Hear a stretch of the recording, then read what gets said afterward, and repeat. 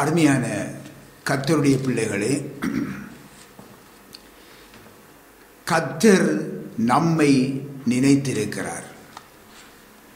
அவர் ஆசீர்வதிப்பார்.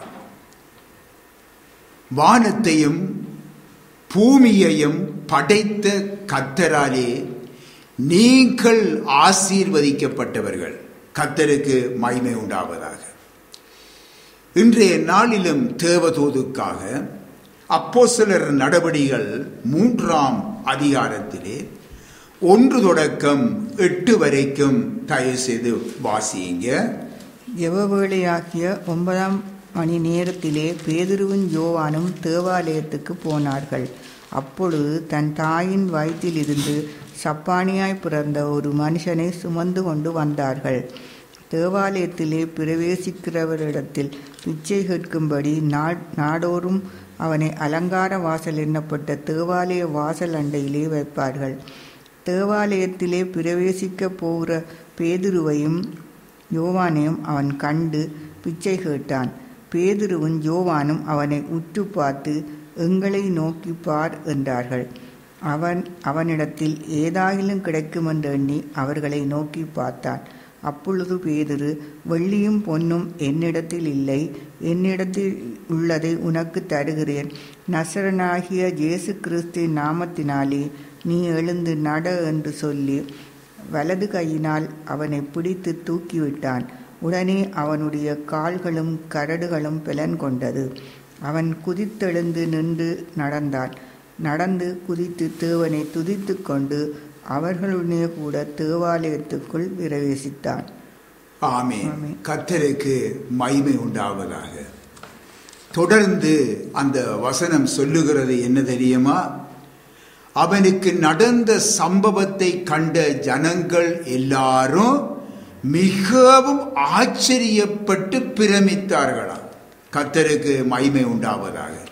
அருமையானவர்களே, பிரியமானவர்களே, பிறக்கும் போதே அவன் சப்பானியாக பிறந்த மனிதன். பிறக்கும் பொழுதே சப்பானி. அவன் இயேசுவின் நாமத்தினாலே அங்கே சுகமடைந்து குதித்தெழுந்து நடந்து குதித்து தேவனை மகிமைப்படுத்தி நிற்பதை அந்த ஜனங்கள் கண்டு ஆச்சரியப்படாமல் இருக்க முடியாது. பிரமித்து போய் நின்றார்களாம் என்று சொல்லி நாங்கள் பார்க்கிறோம். இவனுக்கு வயது 40க்கு மேல் இருக்கும் என்று இங்கே நாங்கள் இதன் மூலமாக அறிந்து கொள்ளுகிறோம். இங்கே பாருங்கள், இயேசுவின் சீசராயிருந்த அப்போஸ்தலராகிய பேதுருவும் அப்போஸ்தலராகிய யோவானும் ஜெப வேளையாகிய 9ஆம் மணி நேரத்திலே என்று சொல்லப்பட்டிருக்கிறது.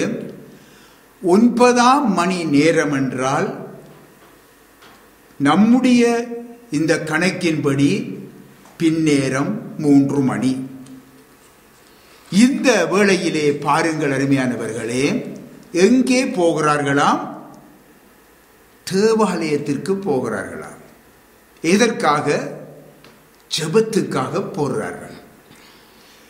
இயேசுவின் சீஷர்கள் இயேசுவோடு இருந்து பரலோக ராஜ்யத்துக்கு அடுத்தவைகளிலே உபதேசிக்கப்பட்டு தேறின வேதபாரகராய் அவர்கள் இப்பொழுது இருந்தார்கள். இயேசு இருக்கும் வரைக்கும் அருமையானவர்களே, ஜெபம் எப்படி செய்ய வேண்டும் என்று கேட்டு கற்றுக்கொண்டாங்க.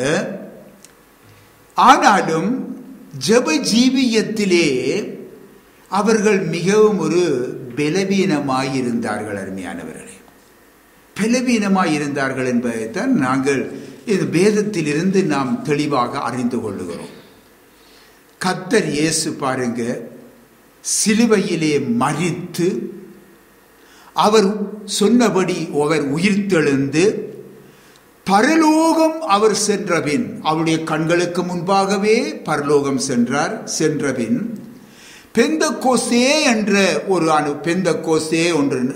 ஒரு நாளிலே அந்த அனுபவமாகிய பரிசுத்த ஆவியை அவர்கள் பெற்ற பின்பு அவர்களுடைய ஜெப ஜீவியமானது மிகவும் பலன் கொண்டதாய் மாறியது. அன்று அதற்கு முன்பாக ஜெப ஜீவியத்திலே மிகவும் பலவீனமாயிருந்தாங்க. முன்பெல்லாம் எப்படி இருந்தாங்க? ஜெப நேரங்களிலே தூங்கி விழுவாங்க, நித்திர மயக்கத்தில் நிற்பாங்க. எந்த நேரமும் கண் நித்திர மயக்கத்தில் இருக்கும். இப்பொழுது பாருங்க, அவங்க விழித்திருந்து ஜபிக்கிறவர்களாக அவர்கள் மாறிவிட்டாங்க. இப்பொழுது அந்த பரிசுத்த ஆவியானவரை அவர்கள் பெற்ற பிற்பாடு, அருமையானவர்களே, பரிசுத்த ஆவியை பெற்றிருக்கிறோம் என்று சொல்லுகிற தேவனுடைய பிள்ளைகளே, இன்றைக்கு ஒரு பாடல் ஒன்று ஞாபகம் வருகிறது. நீங்கள் அப்படித்தானே பாடுவீர்கள்? தூங்காமல் ஜபிக்க வரம் தாங்கப்பா. எப்படி பாடுவோம்? தூங்காமல் ஜபிக்க வரம் தாங்கப்பா என்று சொல்லி இன்றைக்கு பாட வேண்டிய தேவனுடைய பிள்ளைகள் இன்றைக்கு எப்படி பாடுகிறார்கள் தெரியுமா? ஜபிக்காமல் தூங்க வரம் தாங்கப்பா என்று சொல்லித்தான் இன்றைக்கு பாடுகிறார்கள். அப்படித்தான் தெரிகிறது, இல்லை என்று சொல்ல முடியாது. ஒவ்வொரு தேவனுடைய பிள்ளைகளும் ஆராய்ந்து பார்க்க வேண்டும். இதுதான் உண்மை. அருமையானவர்களே, இந்த காலத்திலே இதுதான் உண்மை. நன்றாக புரிந்து கொள்ளுங்கள். அருமையானவர்களே, சில சந்தர்ப்பங்களிலே எங்களையே நாங்கள் சாட்சியாக வைத்துத்தான் உங்களுக்கு சில பிரசங்கங்களை சொல்லுவதுண்டு, காரியங்களை சொல்லுவதுண்டு. ஏனென்றால் உங்களுடைய ஆவிக்குரிய வாழ்க்கையிலே இன்னும் நீங்கள் பலம் அடைய வேண்டும் என்பதற்காக. இன்றைக்கு பாருங்கள், நானும் என்னுடைய மனைவியும் முன்பு வேலை செய்த நாட்களிலே நம்முடைய ஜபங்களுக்கோ ஊழியங்களுக்கோ சபை கூடுதல்களுக்கோ வீடுகள் சந்திப்பதற்கோ வியாதியஸ்தர்களை சந்திப்பதற்கோ நம்முடைய வேலைகள், நம்முடைய பிள்ளைகளுக்கு செய்ய வேண்டிய கடமைகள் எதுவுமே இடரலாக இருந்ததில்லை, தடையாக இருந்ததில்லை. நாங்கள் ஆண்டவர் நம்மை அழைத்த காலத்திலே இருந்து எங்களுடைய வயது வரும் வரைக்கும், அதாவது பென்ஷன் எடுக்கும் வரைக்கும், ரெண்டனாக போகும் வரைக்கும், அருமையானவர்களே, நாங்கள் வேலை செய்து கொண்டுதான் இந்த ஊழியத்தை செய்து கொண்டிருக்கிறோம். இப்பயும்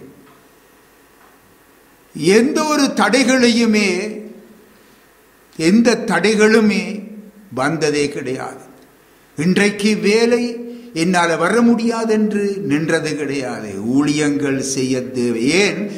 நாங்கள் வாஞ்சையோடு தேவனிடத்திலே கேட்கும் பொழுது, வாஞ்சையோடு நிற்கும் பொழுது, சபை கூடுதலிலே நாம் கலந்து கொள்ளணும், சபை கூடுதலுக்கு வர வேண்டும், நாங்கள் ஊழியங்களை செய்ய வேண்டும் என்ற வாஞ்சை இருக்கும் பொழுது எங்கள் தேவன் சகல தடைகளை உடைத்து நம்மை நடத்துகிற தேவன். அருமையானவர்களே, இன்றைக்கு சாக்கு போக்குகள் ஏராளம். சாக்கு போக்கள் தேவனுடைய காரியத்திலே சாக்கு போக்குகளை தேவன் ஏற்றுக்கொள்வதில்லை. அருமையானவர்களே, அது நாங்கள் வேதத்திலிருந்து பார்க்கிறோம். அருமையானவர்களே, நம்முடைய தாயார் கூட, ஏன் என்னுடைய மனைவியுடைய தாய் தகப்பன் இவர்களுடைய மரண செய்திகள் கூட நம்முடைய ஊழியங்களை, சபை அக்கியங்கள், சபை கூடுதல்களை, ஜப ஒழுங்குகளை, ஜப கூடுகைகளை ஒரு அணுவேனும் பாதித்தது கிடையாது. அருமையானவர்களே, ஐயோ என்னுடைய அப்பா இறந்துட்டார், என்னுடைய அம்மா இறந்துட்டாங்க என்று சொல்லி நாங்கள் முடங்கி கிடந்ததில்லை. அதுதான் அந்த அர்த்தம். அல்லது இன்றைக்கு இறந்து 3 நாள், இன்றைக்கு 4 நாள், இன்றைக்கு 14 நாள், இன்றைக்கு 30 நாள் என்று சொல்லி இல்லை. அந்த செய்தியையே கேட்டுக்கொண்டு வந்துவிட்டு இந்த இடத்திலே நாங்கள் ஊழியம் செய்திருக்கிறோம். அருமையானவர்களே, எந்த வகையிலுமே பாதிப்பில்லை, ஒரு அணுவளவேனும் பாதிக்கவில்லை. இதை பகிரங்கமாக சாட்சியாக அன்று தொடக்கம் இன்று வரைக்கும் நாங்கள் அறிவித்துக் கொண்டுதான் இருக்கிறோம். உங்களில் சிலர் இதை கூட நன்கு அறிவீங்க. அருமையானவர்களே, கவனியுங்க. இயேசுவின் சீஷர்கள் பரிசுத்த ஆவியை பெற்றுக்கொண்ட பின்பு அவர்கள் இருதயங்கள் பரிசுத்தமாக்கப்பட்டிருந்தது மட்டுமல்ல, ஜெப ஆவியினாலே அவர்கள் நிரப்பப்பட்டிருந்தார்கள். ஜெப வேளையாகிய பிற்பகல் 3 மணிக்கு தேவாலயத்திற்கு அவர்கள் செல்லுவதை காண்கிறோம். அருமையானவர்களே, தேவஜனமே, பிரியமானவர்களே, கவனியுங்க. நீங்கள் ஞானஸ்நானம் பெற்று பரிசுத்த ஆவியின் வரத்தை பெற்றிருக்கிறீர்களா? அப்படியாயின் சபை கூடுதலில் உறுதியாயிருங்க, சாக்கு போக்கு சொல்லாதிருங்க. அந்த சபை கூடுதலிலே, ஊழியங்களிலே, ஜெப ஐக்கியங்களிலே வாஞ்சையும் தாகமும் உடையவர்களாய் காணப்படுங்க. அருமையானவர்களே, ஜெப ஆவியால் எப்பொழுது நிறைந்திருங்க. உங்கள் ஒவ்வொருவரிடமும் கேட்கிறேன், இப்பொழுது கேட்கிறேன். இந்த செய்தியை கேட்டுக்கொண்டிருக்கிற தேவனுடைய பிள்ளைகள் ஒவ்வொருடத்திலும் நான் கேட்கிறேன், நீங்கள் இன்று வேதம் வாசித்து ஜெபித்தீர்களா? இன்று நீங்கள் வேதம் வாசித்து ஜெபித்தீர்களா? உங்கள் பதில் என்ன? அருமையானவர்களே, உங்கள் வாழ்க்கையிலே ஜெபம் குறைவுபடுமாயின் அல்லது ஜெபம் இல்லாவிட்டால் அவிசுவாசம் என்ற பிசாசு, உங்களுக்கு ஆச்சரியமாயிருக்கும் அல்லவா? ஆம், அதுவும் ஒரு பிசாசு தான். அருமையானவர்களே, அவிசுவாசம் என்னும் பிசாசு உங்களை ஆளுகை செய்யும் என்பதை சத்தியத்தின்படி உங்களுக்கு அறிவிக்கிறேன். நமது ஆசீர்வாதமான குடும்ப வாழ்க்கைக்கு, நம்முடைய ஆசீர்வாதமான ஊழியங்களுக்கு முதுகெலும்பாயிருப்பது ஜெப வாழ்க்கை. ஜெப வாழ்க்கை. அருமையானவர்களே, நம்முடைய ஜெப ஜீவியத்துக்கு நமது ஓயாத ஊழியங்கள் கூட தடையாக இருக்கக்கூடாது. நாம் ஓடி ஓடி ஆத்துமாக்களை சந்தித்து சுவிசேஷம் அறிவிக்கிறது நல்லது, அது செய்யத்தான் வேண்டும். ஆனாலும் களைப்பினாலே நம்முடைய ஜெப ஜீவியம் தடைப்படக்கூடாது. இன்றைக்கு நம்முடைய வேலை, நம்முடைய உழைப்பு, அதன் மிகுதியினாலே நாம் களைப்படைந்து போய் நம்முடைய ஜெப வாழ்க்கை பாதிப்படைவதும், நித்திரை மயக்கத்துடன் ஜெபிப்பதும், கடமைக்காக ஜெபிப்பதும், ஜெபம் சுருங்குவதும் மிகவும் ஆபத்தானது. அருமையானவர்களே, இன்றைக்கு தேவனுடைய பிள்ளைகளில் அநேகரிலே காணப்படுகிற குறைபாடுகள் இதுதான். நீங்கள் புரிந்து கொள்ள வேண்டும். இன்றைக்கு பாருங்க, சில பேர் சொல்லுவாங்க, இன்றைக்கு யாருக்காகவும் ஜெபிக்க வேண்டும் அல்லது யாருக்கும் ஏதும் அசுத்தாவிகளில் இருந்து விடுதலை கொடுக்க வேண்டும் என்று சொல்லி சில ஊழியரிடத்திலே போய் சபை விசுவாசிகள் கேட்கிறார்கள் என்று வைத்துக் கொள்வோம். பாஸ்டர் ஐயா, இப்படி ஒரு காரியம் இருக்கிறது, எங்களுக்காண்டி வந்து ஜெபியுங்க, அல்லது இப்படி ஒரு அசுத்தாவியினாலே கட்டப்பட்டு இருக்கிறான், அதுக்கு வந்து ஜெபியுங்க என்று சொல்லி கேட்டால் உங்கள் எல்லாருக்கும் இது தெரிஞ்சிருக்கும் என்று நினைக்கிறேன். அப்ப என்ன சொல்லுவாங்க தெரியுமா? அப்படியா, கொஞ்சம் பொறுங்க, நான் 3 நாள் உபவாசம் பண்ணிவிட்டு அந்த உபவாசத்தோடே வருகிறேன் என்று சொல்லுவார்கள். அருமையானவர்களே, வேதத்தில் எங்கே இருக்குது? நீ 3 நாள் உபவாசம் இருக்க அந்த மனிதன், அந்த அசுத்தாவி உயிரை வாங்கிட்டு என்றால் அதுக்கு பொறுப்பார்? அல்லது சுகையினமாய் இருக்கிற அந்த சகோதரனோ சகோதரியோ அவன் மரித்து விட்டால் அது நிலைமை என்ன? பின்னாகவே இதிலிருந்து விளங்குகிறது என்னென்றால், அந்த ஊழியனுக்கு ஜெப வாழ்க்கையிலே குறைவுண்டது அவனே ஒத்துக்கொள்கிறான். தனக்கு ஜெப வாழ்க்கை குறைவாய் இருக்கிறது, ஆகவே இவைகளுக்கு நான் போய் ஜெபிக்கும் பொழுது நான் இன்னும் ஒரு உபவாசம் இருந்து ஜெபிக்க வேண்டும் என்று சொல்லி அவன் நினைக்கிறான். அருமையானவர்களே, இப்படி ஏராளமான குறைகள் உண்டு. இல்லை, ஜெப வாழ்க்கை எப்பொழுதும் அதிலே பலம் உள்ளவர்களாய் காணப்பட வேண்டும். நம்முடைய கர்த்தர் இயேசுவை நோக்கி பாருங்கள். ஒன்று, அவர் தனிப்பட்ட முறையிலே ஜெபம் செய்கிறார். மற்றது, நம்முடைய சீஷர்களோடு கூடி ஜெபம் பண்ணுகிறார். தேவனுடைய பிள்ளைகளே, நம்முடைய கிறிஸ்தவ வாழ்க்கையிலே நம்முடைய தனிப்பட்ட ஜெபம் அவசியம்.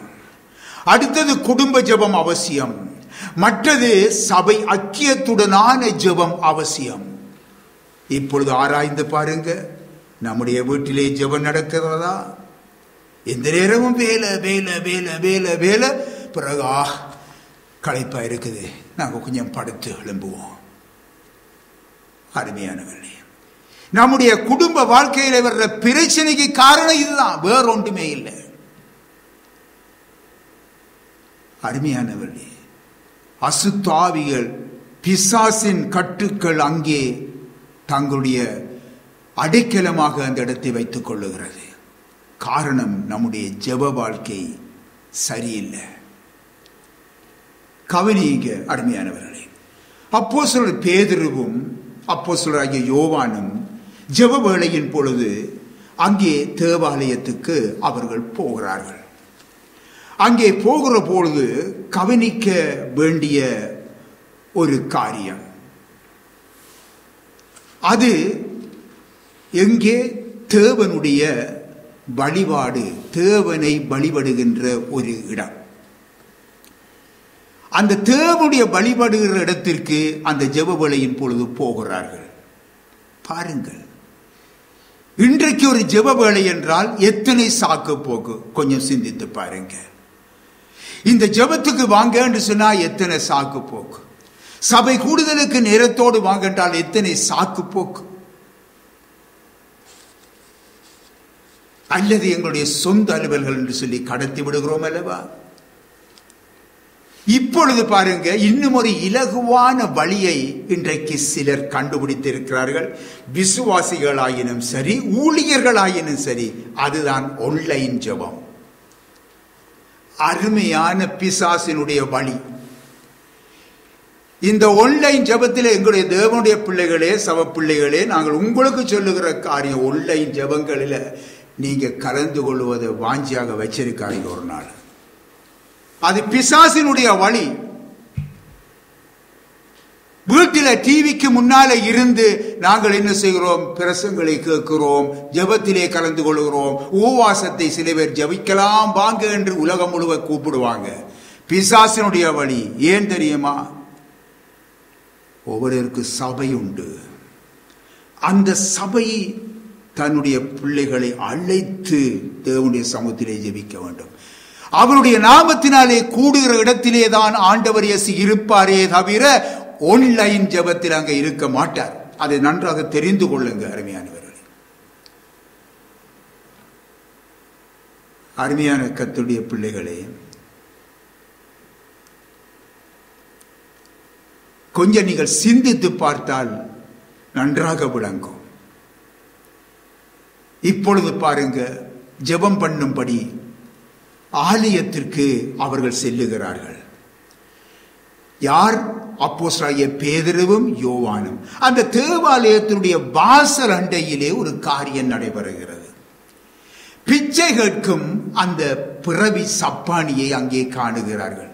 பிறப்பிலிருந்து அவன் சப்பானி, அவனை கொண்டு வந்து அவனுக்கு ஒன்றுமே செய்ய முடியாது, ஏதோ ஒரு வருமானம் என்றாலும் கிடைக்கும் என்று அந்த ஜெபங்களை பார்த்து அந்த நேரங்களிலே அவனை கொண்டு வந்து ஆட்கள் கொண்டு வந்து சுமந்து கொண்டு வந்து அவனை அதை இறக்கி வச்சுட்டு போய்விடுவார்கள். பிறகு முடிய விட்டு அவன் கொஞ்சம் காசுகள் பிச்சைகள் கலெக்ட் பண்ண பிற்பாடு அவனை தூக்கி கொண்டு போய் விடுவார்கள். பிறகு அடுத்த நாள் ஜெபவேளைக்கு அங்கே கொண்டு வருவாங்க. இப்படியே அது நடந்து கொண்டே இருக்கிறது. பின்ன இப்பொழுது இந்த அப்போஸ்தலர்கள் என்ன செய்கிறார்கள்? இந்த மனிதனை காண்கிறார்கள்.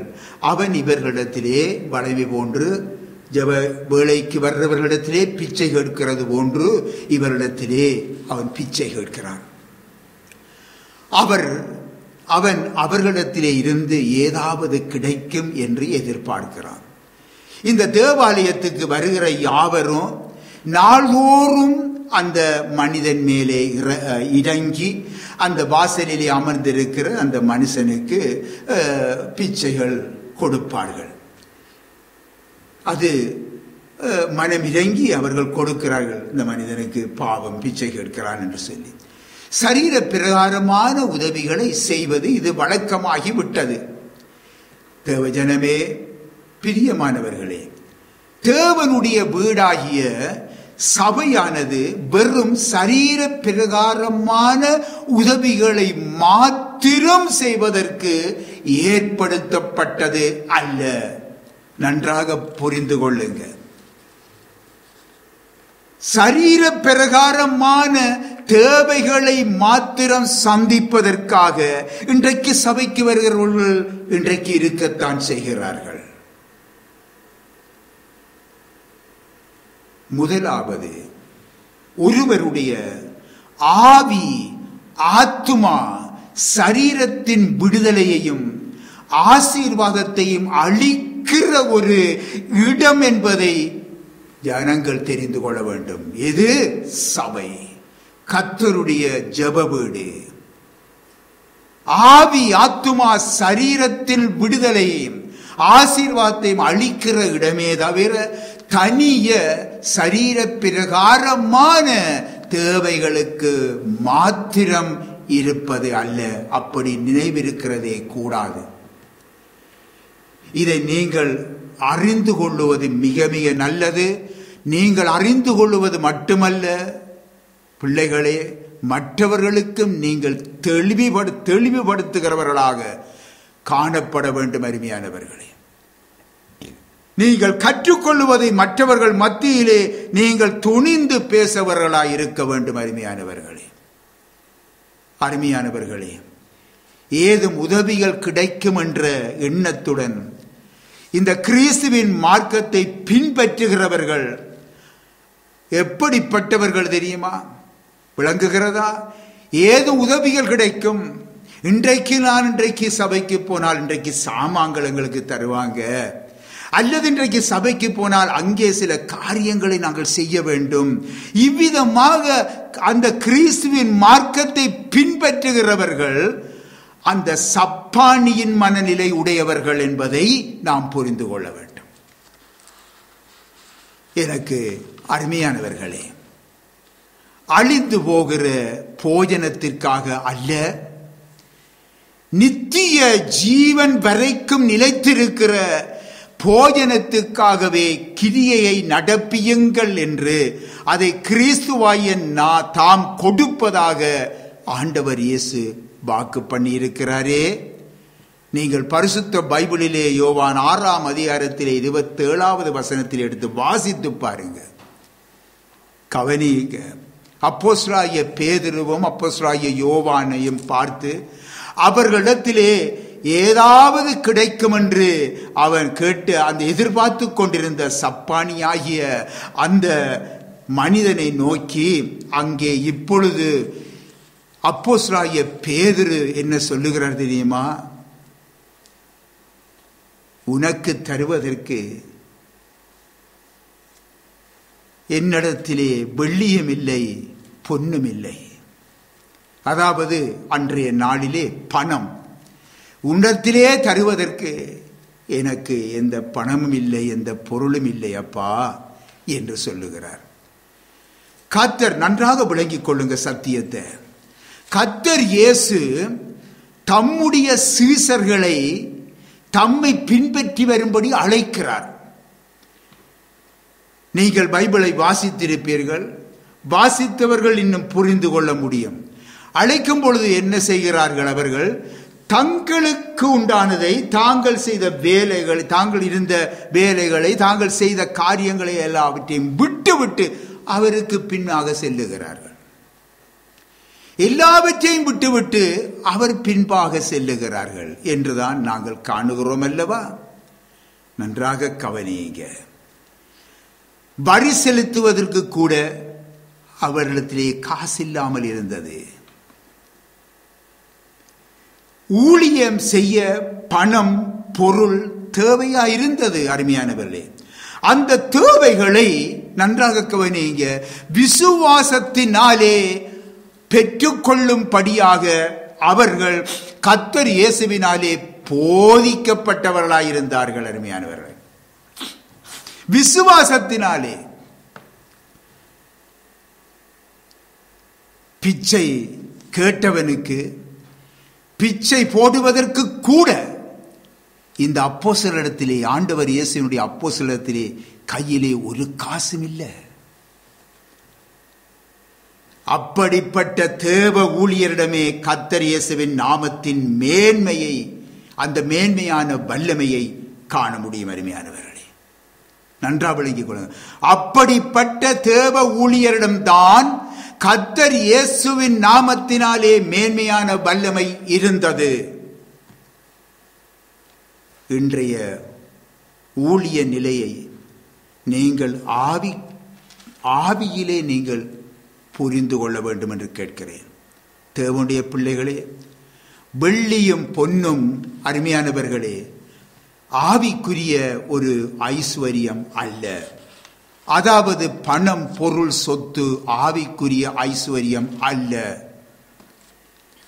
அதேவேளை இந்த உலகத்திலே ஜீவிக்க அவை அவசியம். பணம் அவசியம். அதற்காக தேவனால் அழைக்கப்பட்ட, ஊழியத்திற்கென்று அழைக்கப்பட்டவன் தங்கள் சொந்த கைகளினாலே வேலை செய்யும்படி போதிக்கப்பட்டிருக்கிறான். நன்றாக விளங்கிக் கொள்ளுங்க.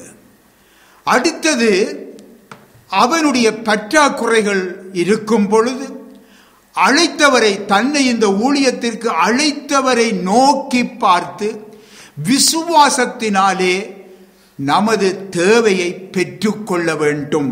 இதுதான் தேவனுடைய வழிநடத்தல். இன்றைக்கு எத்தனையோ ஊழியர்களுடைய சாட்சிகள் உண்டு. எவ்விதமாக தேவன் மேல் வைத்த விசுவாசத்தினாலே தங்கள் தேவைகள் சந்திக்கப்பட்டார்கள் என்று சொல்லி. அருமையானவர்களே, இந்த கால ஊழியர்களின் ஊழியங்களை நாம் எல்லாரும் அறிவோம். யாருமே மறைக்க முடியாது, மறுக்கவும் முடியாது. அருமையானவர்களே, இந்த ஊழியங்களை உங்கள் கண் முன்பாக நீங்கள் நிறுத்தி பாருங்க. இன்றைக்கு ஊழியம் என்று சொல்லி இன்றைக்கு வந்தவுடன் முதலாவது அவர்களுடைய சிந்தனை என்ன தெரியுமா? காணி வாங்க வேண்டும், பின்பு பெரும் கட்டிடங்கள் கட்ட வேண்டும். அதாவது எல்லாரும் ஆச்சரியப்படக்கூடிய விதத்திலே காணிகள், பெரிய கட்டிடங்களை கட்டி எழுப்ப வேண்டும். இன்னும் மிகவும் ஒரு அழகான, அதாவது விலையுயர்ந்த டெக்னிக்கல் எல்லாம் பூட்ட வேண்டும். ஆட்டோ வாங்க வேண்டும், பெரிய வாகனங்கள் வாங்க வேண்டும். இனி நான் சும்மா சைக்கிளில் போகலுமா, நான் பென்ஸ் கார் வாங்க வேண்டும், காரிலே போய் சபையிலே இறங்க வேண்டும். குடிசை வீட்டிலே வாழுகிறவன் பின்பு மேல் வீட்டிலே வாழுகின்றான். சைக்கிளில் திரிந்தவன் அதன் பிற்பாடு காரிலே திரிகிறான். பார்க்க முடியாது. அதன் பிற்பாடு உள்ளுக்குள்ளே, ஒரு ஊருக்குள்ளே அடங்கி இருந்தவன் அவன் வெளிநாட்டு பயணங்களை மேற்கொள்ளுகிறான். பாஸ்டராக இருப்பவன் பிஷப் பதவி பெற்று உடுப்புகள் போட்டு பெரிய குருசும் போட்டு கொண்டு திரிகிறான். இது நமது ஆண்டவர் இயேசுவின் ஊழியம் அல்ல என்பதை தெளிவாக அறிந்து கொள்ளுங்கள். இது ஆண்டவர் இயேசுவின் அழைப்பும் இல்லை, ஊழியமும் இல்லை. அருமையானவர்களே, இது அவருடைய வழியும் அல்ல. இதை நீங்கள் புரிந்து கொள்ளுவீர்கள் என்றால் சரியான ஊழியக்காரன் யார், சரியான கர்த்தருடைய சபை எது என்பதை நீங்கள் புரிந்து கொள்ள முடியும். அருமையானவர்களே, இன்றைக்கு நாங்கள் காணுகிற இடம் எல்லாம் சபை, எல்லாம் சபைதானே, எல்லாம் சபைதானே, எல்லாரும் கையிலே வேதத்தை வைத்திருக்கிறார்கள், பைபிளை வைத்திருக்கிறார்கள், எல்லாரும் பிரசங்கிக்கிறார்கள், எல்லாரும் ஜெபிக்கிறார்கள். அல்ல, தேவனுடைய வழியிலே நின்று சகலதும் செய்யப்படுகிறதா, இதைத்தான் நாம் ஆராய வேண்டும். இன்றைக்கு அதனால்தான் இன்றைக்கு தேவனுடைய பரிசுத்த மார்க்கம் தூசிக்கப்படுகிறது.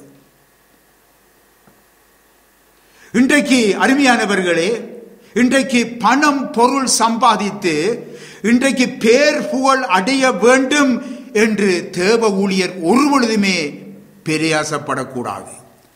நன்றாக புரிந்து கொள்ள வேண்டும். வெள்ளியினாலும் பொன்னினாலும் உண்டாகாத பெரிய ஆசீர்வாதங்களும் கிரியைகளும் உடையவர்களாய் காணப்பட கர்த்தர் இயேசுவின் அப்போஸ்தலருடைய வழியிலே நிற்க வேண்டும். அருமையானவர்களே, அதன் மேன்மையை பாருங்க.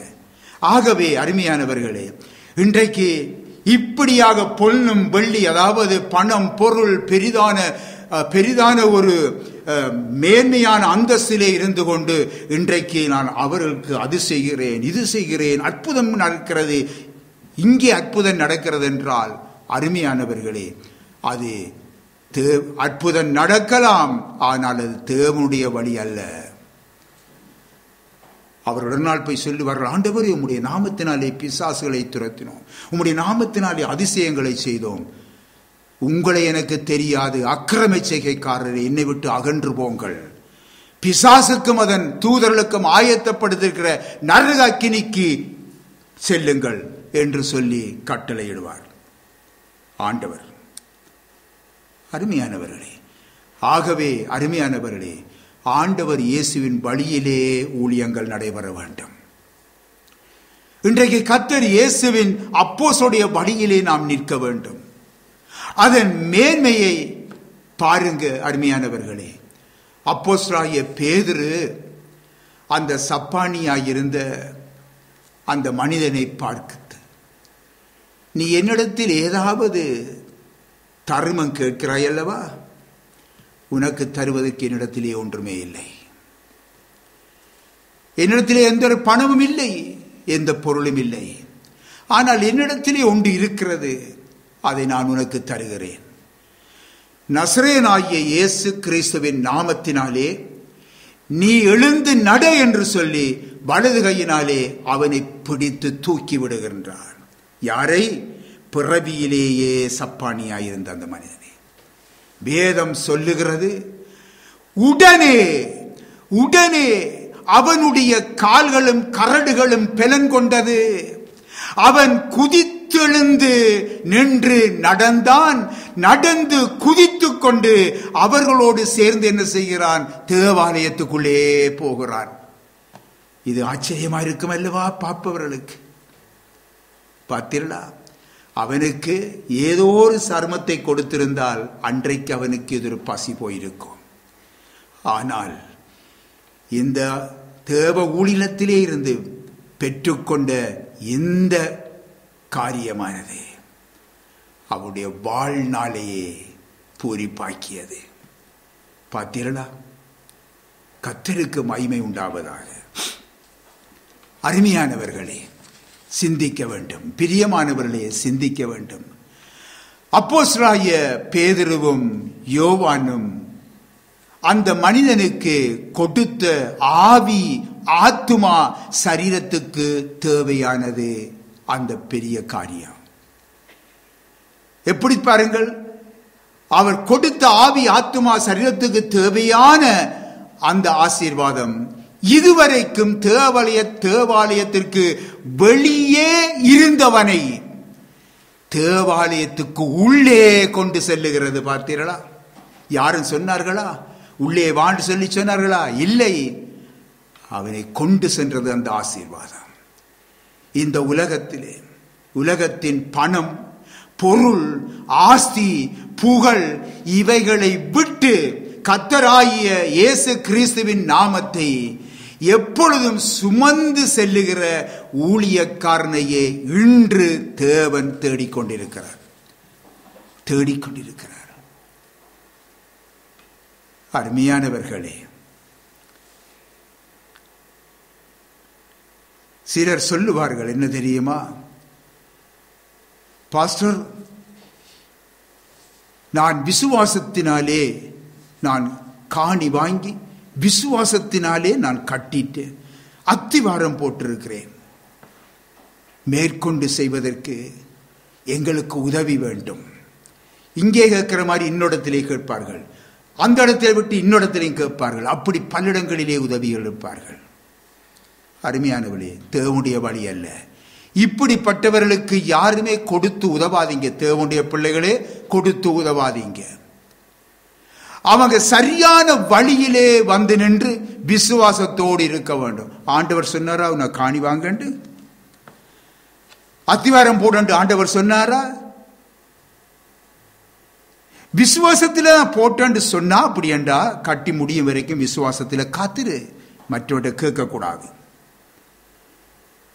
அருமையானவர்களே, ஆண்டவரே சொல்கிறார், என்ன தெரியுமா, நீ ஒரு கட்டிடத்தை கட்ட வேண்டுமென்றால் நீ முதலிலே இருந்து கணக்கு பாருங்கிறார். இதை கட்ட முடியுமா, இதை கட்டி முடிக்க முடியுமா, என்னால் என்கிட்ட இருக்கிறது போதுமா, கணக்கு பார். நீ கட்ட வலிக்கிட்டு அது கட்ட முடியாம போச்சு என்றால் அதன் பிற்பாடு என்ன நடக்கும் சிந்திச்சு பாருங்க. தேவனுடைய நாமம் தூசிக்கப்படும். தேவன் சொல்லுவது ஒன்று, இன்றைக்கு செய்வது ஒன்று. இதனால் தான் இன்று கிறிஸ்தவ மார்க்கம் தூசிக்கப்படுது, அந்த பரிசுத்த மார்க்கம் தூசிக்கப்படுகிறது. அருமையானவர்களே, வேதனையான காரியம். அருமையானவர்களே, இவளை கேட்கும் பொழுது இன்றைக்கு பலர் இன்றைக்கு கோபிப்பார்கள், அவர்கள் எதிர்ப்பார்கள். நாம் எதற்குமே நாம் பயப்படுவது இல்லை. அவர் கோபிக்கிறார், இவர் கோபிக்கிறார் என்று சொல்லி நாம் சத்தியத்தை சொல்லாமல் இருப்பதும் இல்லை. அருமையானவர்களே, நான் தேவனால் அழைக்கப்பட்டவன். நான் அவர் எதற்காக என்னை அழைத்தாரோ, எங்களை அழைத்தாரோ, அவரை திருப்திப்படுத்தத்தான் நாங்கள் வேலை செய்து கொண்டிருக்கிறோம். மனிதனை அல்ல. அவன் கோயிப்பான், இவன் கோயிப்பான், அவன் அப்படி குறை சொல்லுவான், இவன் இப்படி குறை சொல்லுவான் என்பதற்காக நான் ஊழியம் செய்யவில்லை, நாங்கள் ஊழியம் செய்யவில்லை. அன்று தொடக்கம் இன்று வரைக்கும் தேவனை திருப்திப்படுத்த முடியுமா என்றுதான் பார்த்து நடக்கிறோம். ஆகவே அருமையானவர்களே, சிந்திக்க வேண்டும். அருமையானவர்களே, இன்றைக்கு இப்படிப்பட்ட ஊழியக்காரன் விசுவாசத்தில் நாளுக்கு நாள் பெருகுகிறவனாக காணப்பட வேண்டும். யார்? தேவனாலே அழைக்கப்பட்ட ஊழியக்காரன் விசுவாசத்திலே நாளுக்கு நாள் பெருகிறவனாக காணப்பட வேண்டும். இன்றைக்கு தன்னுடைய அன்றாட தேவைக்காக அவன் தேவனிடத்திலே இருந்து பெற்றுக்கொள்ளுகிறவனாக இருக்க வேண்டும். இதுதான் முக்கியமானது. பணம், சொத்து, பொருள், புகழ்ச்சியை முதன்மையாக நாடும் ஒரு ஊழியக்காரன் தன்னுடைய உள்ளான மனுஷனிலே வல்லமையையும் விசுவாசத்தையும் இழந்து போகிறான். அருமையானவர்களே, நன்றாக புரிந்து கொள்ளுங்க. அப்பொழுதுதான் என்ன நடைபெறுகிறது தெரியுமா? பவர் பவர் என்று சொல்லி சத்தம் போட வேண்டி வரும். ஜீசஸ் ஜீசஸ் என்று சத்தம் போட வேண்டி வரும். இன்னுமாக ஃபயர் ஃபயர் என்று கத்த வேண்டி வரும். என்ன தெரியுமா? அவனுக்குள்ள இருக்கிறது விசுவாசம், வல்லமையெல்லாம் இழந்து போயிட்டான். இப்படிப்பட்டவர்கள் தேவனண்டை திரும்ப வேண்டும். இப்படியே அழிந்து போய்விடக்கூடாது. இப்படியே ஏமாற்றிக் கொண்டு வாழக்கூடாது. இப்படியே தேவ ஜனங்களை நாங்கள் அவ்விதமாகவே அமர்த்தி வைத்து வாழக்கூடாது. நாங்களும் விசுவாசத்திலே பெருக வேண்டும். தேவனுடைய ஜனங்களும் விசுவாசத்திலே பெருகும்படி ஊக்குவிக்க வேண்டும். அருமையானவர்களே, பொருளாசை இவ்விதமான மற்றவர்கள் தான் இந்த பொருளாசைக்காரனாக மாறி தன் ஸ்தானத்தையும் இழந்து போய்விடுகின்றான். அருமையானவர்களே, அருமையான பிள்ளைகளே, எலிசாவோடு இருந்தது யார்? சொல்லுங்க பாப்போம். எலிசாவோடு இருந்தது. எலிசாவோடு இருந்தது கேயாசி. இயேசுவோடு இருந்தது, சொல்லுங்க, இயேசுவோடு இருந்தது ஜூதாஸ். அப்போஸ்தலனாகிய பவுலோடு இருந்தது தேமா. இவர்கள் பாருங்கள், நமது கண்முன் எச்சரிப்பாக வைக்கப்பட்டிருக்கிறார்கள். தேவனுடைய பிள்ளைகளே, இது கடைசி நாட்கள். கடைசி நாட்கள். நாங்கள் கடைசி நாட்களின் கொடிய காலங்கள் எல்லாம் இப்போ நடைபெற்றுக் கொண்டிருக்கிறது என்பதனால் இது கடைசி நாட்களாக இருக்கிறது. அருமையானவர்களே, இதை நாம் கண்டு கொண்டிருக்கிறோம் அல்லவா? நீங்கள் இருக்கும் சபை, உங்களுக்கு ஊழியம் செய்கிற ஊழியர்களை நீங்கள், அவர்கள் யாராக இருந்தாலும் அவர்களை நீங்கள் சோதித்து பாருங்க. எபேசியர் 5ஆம் அதிகாரத்திலே 10வது 11வது வசனத்தை நீங்க வாசித்து பாருங்கள். அப்போஸ்தலனாகிய பவுல் சொல்லுகின்றார், கர்த்தருக்கு பிரியமானது இன்னதென்று நீங்கள் சோதித்து பாருங்கள் என்று சொல்லுகின்றார். கனியற்ற அந்தகார கிரியைகளுக்கு உடன்படாமல் அவைகளை கடிந்து கொள்ளுங்கள் என்று சொல்லி அவர் எழுதுகிறார். அருமையானவர்களே, தேவ பிள்ளைகள் சிந்தித்து பார்த்து ஆவியிலே வளர வேண்டும். கொலோசியரிலே 2ஆம் அதிகாரத்திலே 4வது வசனத்திலே நீங்கள் வாசித்து பாருங்கள்.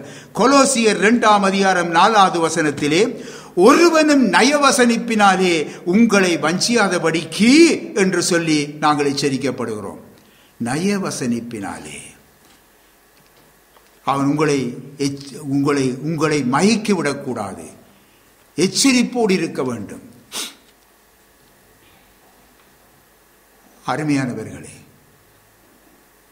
சில பேர் சொல்லுவார்கள் பாருங்க, சொல்லுவதை கேள்விப்பட்டிருக்கிறேன். பாஸ்டர், நான் எத்தனையோ தரம் உங்களுக்கு 2-3 நாளாக எடுத்துக்கொண்டிருக்கிறேன் என் சுவையினத்துக்காக ஜெபிக்கிறதுக்கு. பாஸ்டர், நீங்க எடுக்க இல்லை பாஸ்டர். ஓம் சிஸ்டர், நான் இத்தனை நாள் நான் ஜெபத்திலே இருந்தேன். அந்த சிஸ்டரும் என்ன செய்யறா? நம்புறா, என்ற பாஸ்டர் ஜெபத்திலேயே இருந்திருக்கிறார், நல்ல வல்லமையோடு இருக்கிறார், இப்ப இந்த நேரத்தில் ஜெபத்தை கேட்டு பெற்றுக் கொள்ளுவோம் என்று சொல்லி பின் ஆகவே என்ன செய்கிற, இதை நன்றாக புரிந்து கொள்ளுங்க. இது நன்றாக புரிந்து கொள்ளுங்க. இதைத்தான் ஒருவனின் நய வசனிப்பினாலே உங்களை வஞ்சியாதபடிக்கு என்று எச்சரிக்கப்பட்டிருக்கிறோம். தீத்து புஸ்தகத்திலே 1வது அதிகாரம் 11வது வசனத்திலே பாருங்கள், அவர்கள் இழிவான ஆதாயத்துக்காக தகாதவைகளை உபதேசித்து முழு குடும்பங்களையும் கவிழ்த்து போடுகிறார்கள் என்று எழுதப்பட்டிருக்கிறது. அடுத்ததாக பாருங்கள் எபிரேயர்லே 13ஆம் அதிகாரம் 7வது வசனத்திலே, தேவ வசனத்தை உங்களுக்கு போதித்து நடத்தினவர்களின் விசுவாசத்தை பின்பற்றுங்கள் என்று சொல்லி எழுதப்பட்டிருக்கிறது. விசுவாசம். அடுத்ததாக பாருங்கள் அப்போஸ்தலர் நடபடிகளிலே 17ஆம் அதிகாரத்திலே 10வது 11வது வசனத்தை வாசித்து பாருங்கள். அப்போஸ்தலனாகிய பவுல் போதித்த வசனங்களை பெரோயா பட்டணத்தார் ஆராய்ந்து பார்த்தாங்களாம். அப்போஸ்தலனாகிய பவுல் போதிக்கிறார், இவர் போதிக்கிறது சரியா இருக்கிறதா என்று சொல்லி அவங்க சோதிச்சு பார்க்கிறாங்க. பாத்தீங்களா? பிரியமான தேவஜனமே, பூமி கடுத்தவைகளை சிந்தித்து நடப்போரை குறித்து பிலிப்பியரிலே 3ஆம் அதிகாரம் 19வது வசனத்திலே சொல்லப்படுகிற என்ன தெரியுமா? அவர்களுடைய முடிவு அழிவு, அவர்களுடைய தேவன் வயிறு. இப்படியாக பவுல் கூறுகிறார். ஆம் அருமையானவர்களே, இந்த காலம் கடைசி காலம். நாள் மிகவும் வேகமாய் ஓடிக்கொண்டு இருக்கிறது. அருமையானவர்களே, நாம் ஏனோ தானோ என்று சொல்லி ஜீவிக்க கூடாது. ஏனோ தானோ என்று நடந்துவிடக்கூடாது. நாம் மனம் திரும்பாதவர்கள் மனம் திரும்ப வேண்டும். மனம் திரும்பியவர்கள் இன்னுமாக மனம் திரும்ப வேண்டும். சோதித்து பாருங்கள். தேவனுடைய வார்த்தைகளை வாசியுங்க. எப்பொழுதும் அந்த வார்த்தையை சோதித்து பாருங்க. வார்த்தையினாலே நீங்கள் உங்களை சோதித்து பாருங்க. அது ஒன்றுதான் நமக்கு ஒரு வழிகாட்டியா இருக்கிறது. கையிலே நீங்கள் வைத்திருக்கிற பரிசுத்த வேதாகமம், பரிசுத்த பைபிள் தான் உங்களுக்கு ஒரு வழிகாட்டி. அதுதான் உங்களுக்கு ஒரு கண்ணாடி. அந்த கண்ணாடியிலே உங்கள் முகத்தை பாருங்க, நீங்கள் யார் என்பது அது விளங்க முடியும். ஆகவே அருமையானவர்களே, இனிமேலும் காலம் செல்ல செல்ல காலமில்லை. காலம் ஓடிக்கொண்டிருக்கிறது. முடிவு சமயமாகிக் கொண்டிருக்கிறது. ஆண்டவர் இயேசு கிறிஸ்துவின் வருகை நெருங்கிக் கொண்டிருக்கிறது. ஆகவே அருமையானவர்களே, சத்தியத்தின்படி நடவுங்க, சத்தியத்தின்படி நடவுங்க. தேவன் என்ன சொன்னாரோ நடவுங்க. இன்று உங்களோடு பேசி இருக்கிறாரே, உங்களுடைய வேதத்தில் எடுத்து வாசித்து நீங்கள் தியானித்து பாருங்க. சரியா, இது சரியா என்று சொல்லி வாசித்து பார்த்து என்னுடைய வாழ்க்கையை நீங்கள் திருத்தி கொண்டு போங்க. ஆகவே அருமையானவர்களே, ஒன்றை சொல்ல முடிகிறது, ஏற்றுக்கொள்ள மனதிருந்தால் ஏற்றுக்கொள்ளுங்க. கர்த்தருக்கு மகிமை உண்டாவதாக. ஆமென்.